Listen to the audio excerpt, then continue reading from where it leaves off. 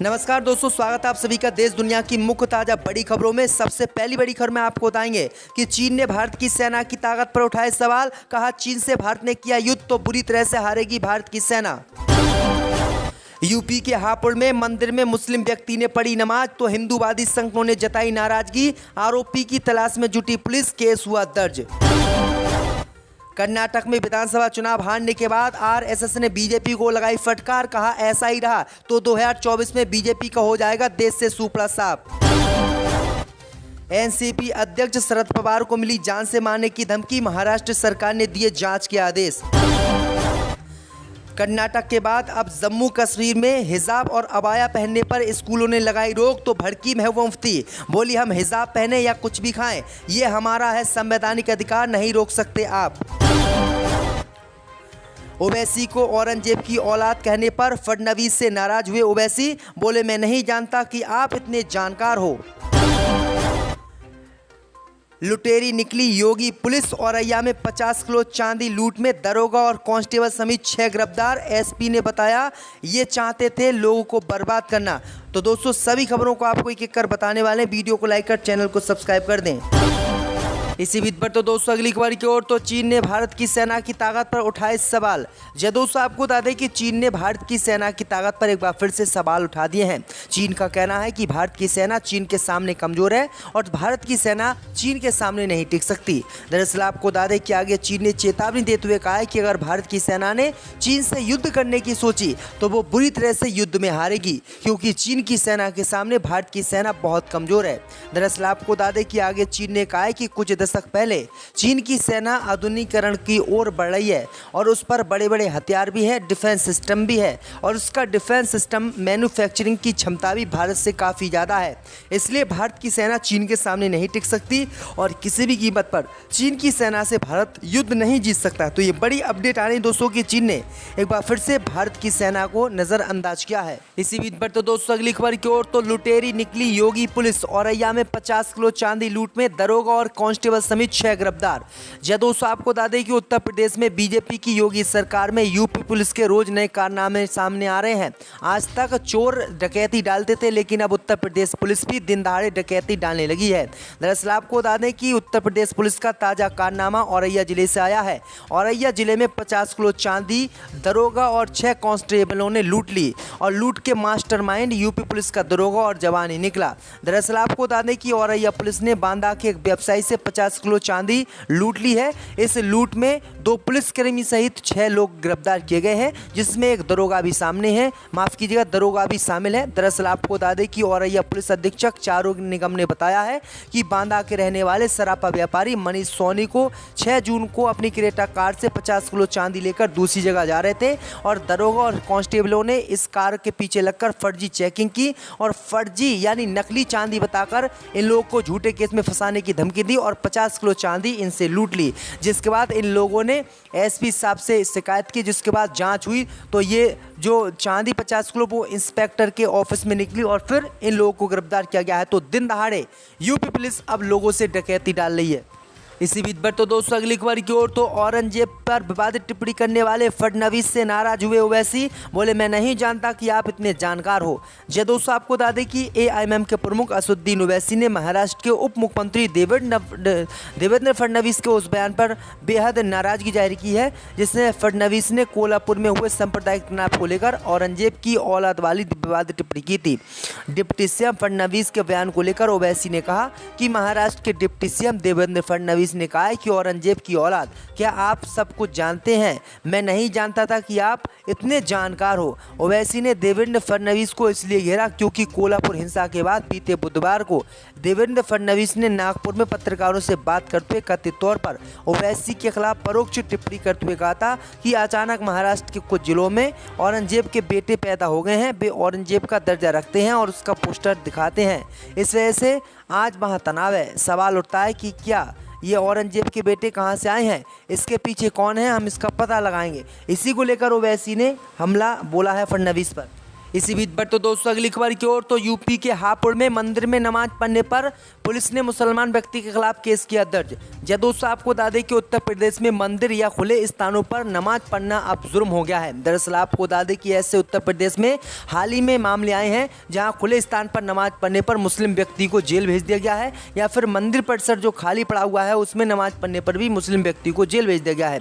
दरअसल आपको बता दें कि ऐसा ही मामला अब यूपी के हापुड़ से सामने आया है। यूपी के हापुड़ में एक मुस्लिम व्यक्ति ने शुक्रवार में फजर की नमाज मंदिर परिसर में पढ़ ली थी, जिसके बाद पुजारियों ने इसका विरोध किया और विरोध करने के बाद अब पुजारियों ने उस मुस्लिम व्यक्ति के खिलाफ केस दर्ज करवा दिया है। दरअसल आपको बता दें कि मंदिर में नमाज पढ़ने का हिंदूवादी संगठनों ने विरोध किया। मिली जानकारी के अनुसार आपको बता दें कि हापुड़ के चंडी मार्ग स्थित श्री चंडी मंदिर में शुक्रवार सुबह 5 बजे के आसपास एक व्यक्ति मंदिर में आया और उसने फर्श पर कपड़ा बिछाकर नमाज अदा की। वहीं आपको बता दें कि नमाज पढ़ना हिंदूवादी संगठनों को इतना नागवार गुजरा कि उस मुस्लिम व्यक्ति के खिलाफ केस दर्ज करवा दिया। पुलिस उसकी जांच में जुटी है। तो ये बड़ी अपडेट आई दोस्तों कि जहां हिंदूवादी संगठन कहीं गोबर पूजा करते हैं, कहीं सुंदरकांड का पाठ करते हैं, कहीं पर भी पूजा करने लगते हैं, लेकिन उनके खिलाफ कोई कार्रवाई नहीं की जाती है। अगर मुस्लिम व्यक्ति नमाज पढ़ लेता है तो उसको जेल भेज दिया जाता है। इसी बीच पर तो दोस्तों अगली खबर की ओर, तो एनसीपी प्रमुख शरद पवार को मिली जान से मारने की धमकी, सीएम शिंदे ने दिए जांच के आदेश। जय दोस्तों आपको बता दें कि महाराष्ट्र के मुख्यमंत्री एकनाथ शिंदे ने शुक्रवार को कहा कि उनकी सरकार ने राष्ट्रवादी कांग्रेस पार्टी के प्रमुख शरद पवार को जान से मारने की धमकी दिए जाने के मामले को गंभीरता से लिया है और उन्होंने जांच के निर्देश दिए हैं। पवार को वरिष्ठ सम्मानित नेता हैं बताते हुए शिंदे ने एक बयान में कहा कि उनकी सुरक्षा के लिए सभी जरूरत एहतियातन बरती जाएगी। दरअसल आपको बता दें कि शरद पवार को जान से मारने की धमकी बीते दिनों दी थी, जिसके बाद महाराष्ट्र की सरकार ने जांच के आदेश दे दिए हैं और किस व्यक्ति ने धमकी ये क्यों दी है उसको पकड़ने के भी पुलिस को आदेश दे दिए गए हैं। इसी बीच पर तो दोस्तों अगली खबर की ओर, तो कर्नाटक के बाद जम्मू कश्मीर में हिंदूवादी कॉलेजों ने मुस्लिम लड़कियों के हिजाब पहनने पर लगाई रोक, तो महबूबा मुफ्ती हुई नाराज। जय दोस्तों आपको बता दें कि श्रीनगर शहर के विश्व भारती स्कूल में कथित तौर पर अबाया और हिजाब पहनने पर प्रतिबंध लगाए जाने के बाद मुस्लिम नेताओं ने विरोध किया है और कहा है कि ये जम्मू कश्मीर है, कर्नाटक या कोई उत्तर प्रदेश नहीं है। दरअसल आपको बता दें कि इसी मामले को लेकर अब महबूबा मुफ्ती का बयान भी सामने आया है। महबूबा मुफ्ती ने कहा है कि हम जम्मू कश्मीर में अबाया पहने या फिर हम हिजाब पहने या कुछ भी खाएं, कुछ भी पिएं, आप हमें नहीं रोक सकते क्योंकि ये हमारा संवैधानिक अधिकार है। दरअसल आपको बता दें कि कर्नाटक के बाद अब जम्मू कश्मीर में भी मुस्लिम छात्राओं के हिजाब और अबाया पहनने पर वहां के स्कूल रोक लगा रहे हैं, जिसका महबूबा मुफ्ती ने विरोध किया है और महबूबा मुफ्ती ने चेतावनी दी है कि ये कर्नाटक या हिंदूवादी राज्य नहीं है, ये जम्मू कश्मीर है और यहाँ पर मुसलमानों की आबादी सबसे अधिक है और यहाँ पर मुस्लिम छात्राएँ अबाया भी पहनेंगी, हिजाब भी पहनेंगी और स्कूलों में आपको पढ़ाना भी होगा। इसी बीच पर तो दोस्तों अगली खबर की ओर, तो गैंगस्टर एक्ट में कुर्क अतीक की प्रॉपर्टी को अटैच करेगा ईडी, खंगाल रहा है ब्यौरा। जब दोस्तों आपको बता दें कि माफिया अतीक अहमद और उसके गैंग से जुड़े लोग की संपत्ति पर अब ईडी ने कार्रवाई तेज कर दी है। गैंगस्टर एक्ट की धारा 14(1) में कुर्क की गई करोड़ों की प्रॉपर्टी को अब मनी लॉन्ड्रिंग केस के तहत अटैच किया जाएगा। इसके लिए सभी प्रॉपर्टी को चिन्हित करते हुए उनसे जुड़े अभिलेखीय साक्ष्य संकलित किए जा रहे हैं। ईडी के रडार पर प्रयागराज से लेकर लखनऊ और दूसरे जिलों की अचल संपत्ति आ गई है। ईडी ने माफिया अतीक अहमद के खिलाफ 3 साल पहले मनी लॉन्ड्रिंग का केस दर्ज किया था। इसके बाद जांच को आगे बढ़ाते हुए अपराध के लिए चर्चित नामी व बेनामी संपत्ति का पता लगाया गया था और फिर झुंसी के अंदावा स्थित करीब 6 करोड़ की ज़मीन को अटैच कर दिया गया। अतीक और उसकी बीबी साइस्ता के नाम 10 बैंक खाते को भी अटैच किया गया है। इसी बीच पर तो दोस्तों अगली खबर की ओर, तो कर्नाटक में हार के बाद आरएसएस ने बीजेपी को दी नसीहत, लगाई फटकार। जब दोस्तों आपको बता दें कि कर्नाटक विधानसभा चुनाव में हार के बाद आरएसएस की बीजेपी को नसीहत दी गई है। दरअसल आपको बता दें कि आरएसएस ने बीजेपी को नसीहत देते हुए बीजेपी को खुद को ईमानदारी पार्टी बताकर अपनी पीठ थपथपाने के लिए झूठा बताया है और कहा है कि बीजेपी जो वादे करती है वो पूरे नहीं करती है। अगर ऐसा ही रहा तो 2024 के चुनाव में बीजेपी का सफाया हो जाएगा। यानी अब आरएसएस को भी लगने लगा है कि बीजेपी जो देश में काम कर रही है वो गलत कर रही है। वहीं आपको बता दें कि मोदी सरकार पर उन्होंने निशाना भी साधा है और कहा है कि बीजेपी जो फिल्में देश में बनाई जा रही मुसलमानों के खिलाफ ऐसी चीज़ों से बचे और उनका समर्थन ना करें। इसी बीच पर तो दोस्तों अगली खबर की ओर, तो यूपी में योगी सरकार ने गाड़ी मालिकों को दी बड़ी राहत, 5 साल के ट्रैफिक चालान किए माफ़। जब दोस्तों आपको बता दें कि उत्तर प्रदेश की योगी सरकार ने राज्य के निजी और कमर्शियल गाड़ी मालिकों को बड़ी राहत दी है। योगी सरकार ने यूपी में लंबे समय से गाड़ी चालान का भुगतान न करने वाले मालिकों को रियायत देते हुए उनका चालान निरस्त कर दिया है।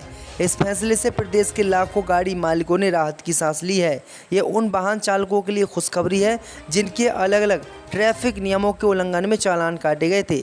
ऐसे में जितने भी उत्तर प्रदेश में 1 जनवरी 2017 से 31 दिसंबर 2021 के बीच चालान काटे गए हैं, उन सभी चालान निरस्त कर दिए हैं। साथ ही जो अलग अलग न्यायालयों में लंबित हैं, ये सभी वाहनों पर लागू होते हैं। परिवहन आयुक्त चंद्रभूषण सिंह ने सभी संभागीय परिवहन अधिकारियों को निर्देश भी दिए हैं कि कोर्ट में उपसमित वादों की सूची प्राप्त कर इन चालानों को पोर्टल से डिलीट कर दिया जाए। तो ये बड़ी अपडेट आ रही दोस्तों।